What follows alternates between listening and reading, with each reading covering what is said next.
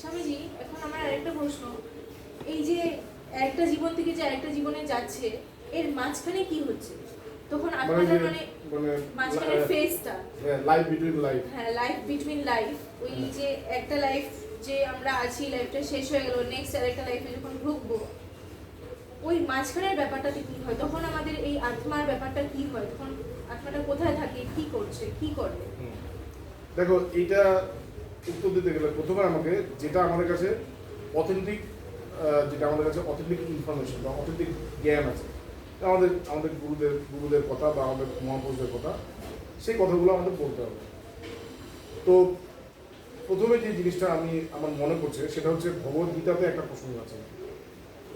ভগবদ্গীতাতে ভগবান কৃষ্ণ বলছেন, মানে এই প্রসঙ্গটা দিয়ে শুরু করছি, তাহলে বুঝতে একটু সুবিধা হবে। তো ভগবদ্গীতাতে ভগবান কৃষ্ণ বলছেন যে একটা জায়গাতে বলছেন যে অন্তকালে চ মামেব স্মরণ মুক্তা কলেবরম ইয় প্রয়াতি সমদ্ভাব ইয়াতি নাস্ত্র সংশয়া। তো বলছে দেখো, তোমার যখন অন্তকাল, তোমার যখন সময় শেষ, সেই যখন শেষ অবস্থা, মানে তোমার যখন মৃত্যু একেবারে মানে কাছে চলে এসছে, তখন তুমি যদি আমার কথা মনে করো, তাহলে তুমি যদি আমার কথা, বা যেই আমার কথা মনে করে সে আমাকে প্রাপ্ত করে। ঠিক আছে? তার মানে মৃত্যুর পরে একটা প্রাপ্ত আর অপ্রাপ্তের একটা ব্যাপার আছে। ঠিক আছে? না আসছি, আর কথাটা এখন শেষ হচ্ছে না। এটা প্রথম শ্লোক। ঠিক আছে?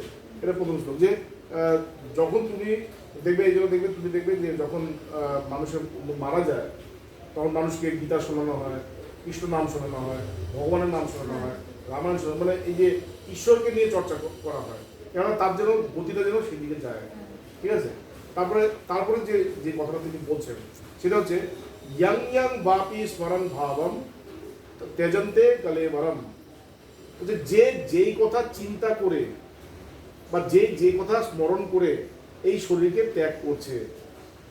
একটা গল্প বলবো তোমাকে, খুব মানে ইন্টারেস্টিং গল্প। তো যেভাবে যে যা চিন্তা করে এই শরীরটাকে মানে ছাড়ছে, তামে বেতি কমতে, সে কিন্তু তাকেই পাচ্ছে। মানে তুমি যদি চিন্তা করো মারা যাওয়ার সময় যে আমি রামের কথা চিন্তা করছি, তুমি রামকে পাবে। তুমি যদি মারা যাওয়ার সময় যদি কৃষ্ণকে কথা চিন্তা করো, তুমি কৃষ্ণকে পাবে।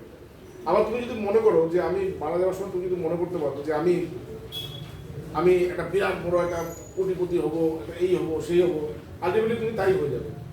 বুঝতে পেরেছো? তো ওই যে তামেবেতি কন্তয়া সদা তদ্ভাব ভাবিকাহা, কেননা ও যে সারা জীবন সে যেইভাবে ভাবিত ছিল সেইভাবেই কিন্তু সে জীবনের শেষে সেই ভাবটাই আসবে। যেহেতু সে সারা জীবন সেইভাবে ভাবিত ছিল, তাই সে জীবনের শেষে সেই ভাবটাতেই থাকবে এবং সে তাকে লাভ করবে। এখানে একটা গল্প বলছে। একটা মানুষ ছিল, সে প্রচন্ড বিষয়ী ছিল, টাকা পয়সার প্রতি তার প্রচন্ড মোহ, এবং এই জিনিসপত্র এই যে মানে বিষয় আসার প্রতি তার প্রচন্ড মোহ। তাকে সবাই বলতো তুমি এত বিষয় হয়েও না, তুমি একটু ঈশ্বরের নাম করো, তুমি এত বিষয় হয়েও না, কেন এটা কিন্তু তোমার জন্য ভালো না। তো সে বেশি চালাচ্ছে। সে কি করেছে, তার 4টা ছেলে ছিল, তো 4 ছেলের নাম লেগেছে রাম, লক্ষ্মণ, ভরত, শত্রুঘ্ন। ওই 4 জনই তো ভগবান। তো মারা যাওয়ার সময় আমি তো কারণে তো নাম নেবো, রাম বা লক্ষ্মণ বা ভরত বা শত্রুঘ্ন, যার নাম নেবো সেই তো ভগবান, আমি তাকে লাভ করবো, ভগবানকে লাভ করে যাবো। তো ঠিক আছে, তো সে তো খুব চিত্তসুখী আছে যে আমি তো মারা যাওয়ার সময় আমি তো রাম বা লক্ষ্মণ বা ভরত বা শত্রুঘ্ন বলবোই, একজনের নাম করবোই, আমি তাকে পেয়ে যাবো। তো বলে ঠিক আছে, এবার চলছে দিন, যেতে যেতে তার জীবনের শেষ দিনটা এসছে, শেষ দিন। তো সে বলছে রাম, লক্ষ্মণ, ভরত, শত্রুঘ্ন, এদের দোকানটা তখন অনেক বড় হয়ে গেছে। উনি যে দোকানটা দিয়েছিলেন সেটা বিরাট বড় দোকান হয়ে গেছে। হ্যাঁ, সব দোকান দিয়ে সব ছুটে এসছে, বাবার শেষ সময় সব ছুটে এসছে। সব বলছে বাবা, বলে হ্যাঁ রাম, লক্ষ্মণ, ভরত, শত্রুঘ্ন করছে। আর সে বিরাট চালাক, যে আমি তো রাম, লক্ষ্মণ, ভরত, শত্রুঘ্ন করছি, আমি তো তাদেরকেই পাবো। এই করতে করতে হঠাৎ করে তার মনে পড়েছে, আচ্ছা আমার 4টা ছেলে তো এখানে চলে এসছে, আমার দোকানটা কে দেখবে? যেই কথাটা বলেছে, আরে তোরা চারজনের চলে আসবি, দোকানটা কি দেখবে, এই কথাটা বলিস, তার মৃত্যু হয়েছে। এই জন্য মানে ভগবান কৃষ্ণ একটা কথা বলছে যে তসমাৎ সর্বেষু কালেষু মামুস্মরা যুদ্ধাচা। যে তুমি এটা ভেবো না জীবনের শেষে তুমি আমার কথা চিন্তা করবে আর তুমি আমাকে পেয়ে যাবে, এটা কিন্তু ভেবো না। তুমি কিন্তু সারা জীবন ধরে তুমি যে ভাবকে তুমি ধারণ করে রেখেছো, আলটিমেটলি কিন্তু তুমি সেই ভাবটাই তোমার কাছে চলে আসবে কোনো না কোনোভাবে। এই জন্য তসমাৎ সর্বেষু কালেষু মামুস্মরা, আমাকে সবসময় স্মরণ করো, সবসময় তুমি আমাকে স্মরণ করে রাখো, এবং যুদ্ধাচা, এবং জীবন যুদ্ধ তুমি লড়াই করতে থাকো। মানে আমাকে স্মরণ করাটাই শুধু তা না, মানে তোমার জীবনের যা যা তোমার লড়াই আছে, যেখানে যেখানে তোমার লড়াই আছে সেগুলো করতে থাকো, অথচ মনটা তুমি তাকে দাও। মাইয়ার পিতা মানুর বুদ্ধি মামেই বাস্যাসি আসংশয়া। তোমার যদি মন বুদ্ধি যদি আমাদের যদি অর্পিত থাকে তাহলে তুমি আমাকেই পাবে। এদের কোথা থেকে পেতে হবে, ওটা জীবনের প্রথম থেকে শুরু হতে হবে। তো এটা হচ্ছে চলার পথে মানে আমাদের তো এটা হচ্ছে ঈশ্বরকে স্মরণ করেই চলতে হবে, সাথে সাথে লড়াই তাহলে তুমি ঈশ্বরকে পাবে, মৃত্যুর সময় তুমি ঈশ্বরকে পাবে। তার মানে মৃত্যুর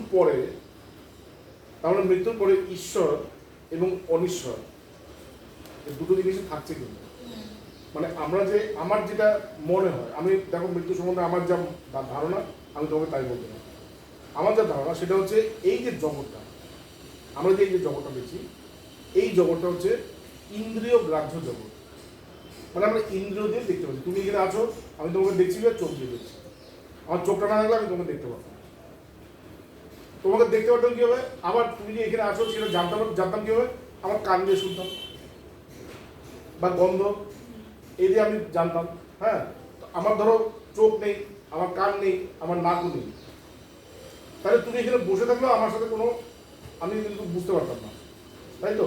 তো আমাদের ইন্দ্রিয় দ্বারাই কিন্তু আমরা জগৎটাকে জানতে পারছি। তো এই যে জগৎটা হচ্ছে ইন্দ্রিয় গ্রাহ্য জগৎ। যা কিছু হচ্ছে, যা কিছু করছি এই ইন্দ্রিয় সাহায্যেই আমরা করছি। কিন্তু এর বাইরেও আরেক জগৎ আছে, সেটা হচ্ছে অতীন্দ্রিয় জগৎ, যেখানে ইন্দ্রিয়রা দরকার পড়ে না, যেখানে মন দিয়ে কাজ হয়ে যায়। আমাকে তোমার সাথে কথা বলতে গেলে আমাকে তোমাকে বলতে হবে অন্তরা এখানে আসো, অন্তরা ওটা করো, বলতে হবে।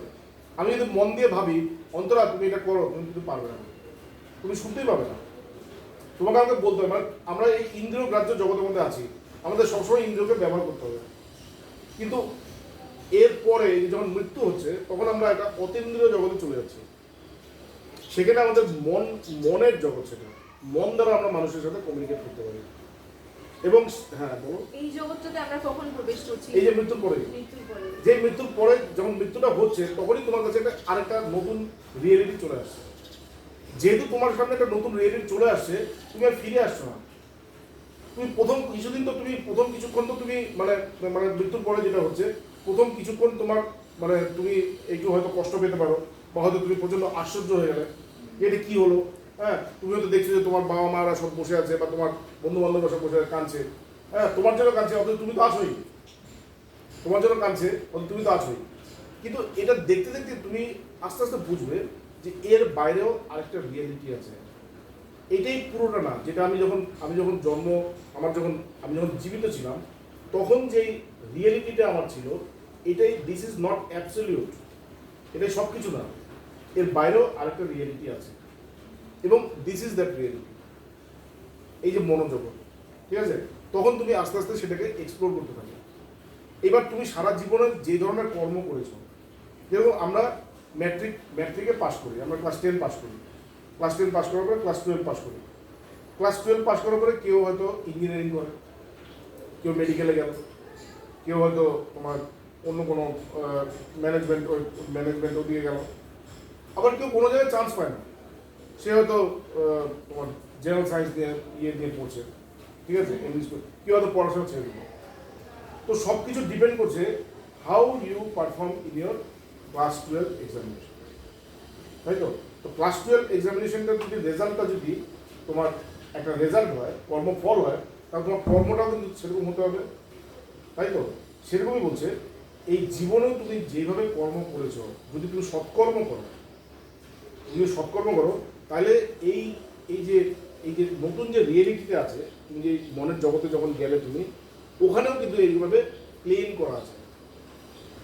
ব্রহ্মলোক এরকম লোক করা আছে, ওখানে তোমার সদ্গতি হবে, মানে সদ্গতি মানে তোমার উঁচু জায়গা তুমি স্থান পাবে। আর তুমি যদি কোনো কিছুই না করো, এটা দেখো, এটা মানে পুরোপুরি এটা আমার নিজের এটা আন্ডারস্ট্যান্ডিং। এবং তুমি যদি কোনো ধরো তুমি তোমার মিডিওকার একটা একটা মানে একটু দান করলে, একটু পুণ্য করলে আবার প্রচণ্ড বিষয় নিয়ে থাকবে তোমার, মানে মিডিওকার নিয়ে, তখন তোমার ওরকমভাবে একটা মিডিওকার প্লেনে তুমি কিছুদিন থাকবে, ঠিক আছে? ওটা একটা রেস্টিং টাইম, ওখানে একটা রেস্টিং টাইম হয়, থাকবে। আর তুমি যদি প্রচণ্ড খারাপ কর্ম করো, বাজে কর্ম করো, তাহলে সেখানে আবার ওই একটা প্রচণ্ড ইনফিরিয়ার একটা জায়গা থাকবে, ওখানে তোমাকে থাকতে হবে, ওখানে তোমার কষ্ট পেতে হবে। মনের কষ্ট যা যা হয়, যেভাবে মনের কষ্ট হয় সেভাবে তোমার হবে।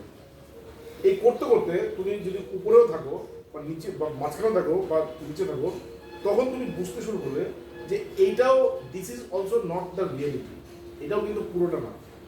প্রথমে আমার মনে হয়েছিল যে এটাই বোধহয় সব কিছু। আমি যখন এখান থেকে এখানে এসেছিলাম, তখন আমার মনে হয়েছিল যে এটাই বোধহয় সব কিছু, কিন্তু এটা কিন্তু সব কিছু না। কেন, এটাও কিন্তু একটা লিমিটেড একটা স্ফিয়ার, এটাও একটা চক্র,